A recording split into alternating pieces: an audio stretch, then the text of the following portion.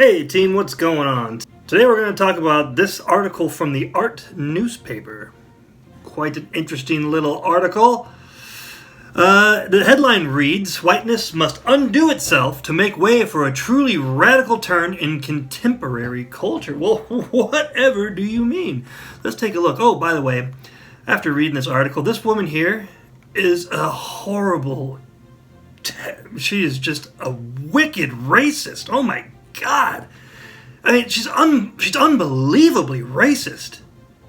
But she comes off as some hip street prophet with wisdom bubbling out of her because she can criticize people unfairly. And let's dive in and see what I'm talking about. She's talking about Whitney's biennial, which is, Whitney's art gallery it's basically where all the up and coming artists go. It's huge. If you show your work at Whitney's art gallery during this event, it means that you're something special, and you're an up and coming artist, and people are taking notice. You don't get in there unless you're something special. Well, there were some people, and she says, Zaviria Simmons. Zaviria, is that you, Zaviria? Is that how you pronounce your name? Zaviria Simmons. She said, the text comes in reflection of critiques about the exhibition, which is the biennial, mostly written by white art critics, which, after viewing one after another, read as problematic, condescending, and dismissive of the curatorial and artist production in the biennial, labeling it not radical enough. So, who cares what color they are? Is what they're saying good or bad? Is it accurate or not? And if it's not accurate, tell us why. Don't say, oh, they're white critics, so disregard what they have to say. That's ridiculous. Let's continue reading. If radical change is truly desired in such a place, the art world, then those who have the bounty of privilege should shoulder the greater risk and should be willing to transform, divest of, or spend such privilege by all methods available. When viewing an exhibition as sexually and ethnically diverse as the biennial, the more essential question is, whose works and whose bodies should carry the weight of the radical impulse? Well, if it's something you want to talk about, then you should put it. Why do you want to make your work? Why do you want to give it to somebody else? If it's your crusade, hop on it. But you can't. Why? Because you're black. Wow, that sounds like you're a victim. Don't be a victim. Stop being a victim. Stop playing the victim card. This is the art world. It's the most liberal, leftist world out there. The culture is so left. They're so do as you please, do no harm, please yourself. It's all hedonistic. It's all about the self. It's all about them. Me, me, me, me, me. And you don't think it's about you enough.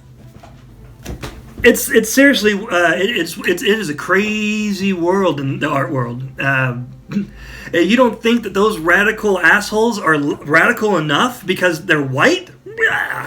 How ridiculous. But go ahead, implode. She says, to repeat, what kind of radical risk-taking would you like to see from people who have already put so much on the line in the era of Trump, when black bodies breathing literally cause white discomfort? I have no idea what you mean by that. That sounds like a straw man. In fact, that is a straw man, because literally show me artists who are in the mainstream who are racist, and I'll show you the boogeyman, because they're the same person. Sing. Okay, it says, the change for those who would like to see a transformation is to dig deeper into the methods and meanings of art produced by black artists, by brown artists. So first she's talking about how you need to have, in her own words, expand your critical vocabulary, visual, linguistic, and performative references. So if you're an artist and you're not including references from, say, the black culture or brown culture, then you aren't doing a service, and you're just using your privilege to advance your own race's whatever, man, I don't even know. But she's saying, but here's the problem though. You start doing that, and guess what now you're accused of? Cultural appropriation. So you're screwed no matter what you do. People like her are never going to be pleased. So just make art that represents you and your worldview. Don't be a hater and just paint what you think, or draw, or whatever. Create what's beautiful to you. And if you want there to be an even keel and have everything be equitable and have race not matter when it comes to art, then don't mention what race you are. Have your art be judged solely on the basis of how good a piece it is. If you don't inject your race into it, then there's no reason for your race to be considered. But you're saying the race has to be considered. Remember when it used to be, Martin Luther King would say, we'd all have a dream that one day we'll be judged by the content of our character, not by the color of our skin? Well, people like this want you to say, that was a nice little dream, but let's wake up to reality where the only thing that matters is your skin color. To wit, she says, the impetus for Whiteness comes from being a contemporary artist living and working in the USA whose citizenship is tightly linked to the country's foundational narrative, which is formed primarily by the construction of race. She sees everything through the lens of race. Everything is racial to her. Nothing isn't. She says that the culture built for oppression by the real consequences of both. It comes with an understanding that America has, for 400 plus years, operated under a state-crafted racial caste system that shapes every aspect of every minute of everyone's life. There's almost no hope for this one. Here's the problem, though. Let's find out. You know what the biggest problem is? Her credentials. She's a New York-based artist, but she's also, in 2020, Simmons will be visiting lecturer for Solomon Fellow in the Department of Art, Film, and Visual Studies at Harvard. This hateful, vile racist of a woman is going to be a guest lecturer on art. Here's the deal. Injustice can never be overcome with more injustice.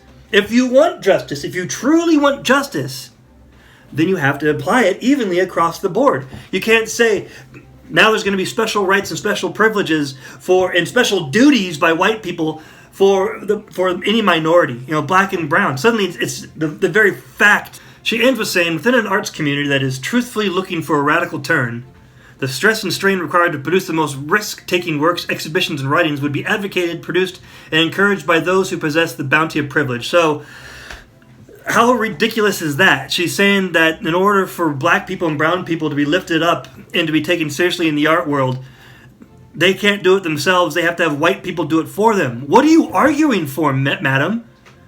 You, apparently, are a big, powerful, independent woman. What the hell do you need white people to help you? If you want it, seize it. Grab it for yourself. Don't rely on somebody else to give it to you. And that's what exactly she wants. She wants for this huge turn, this systemic change, which,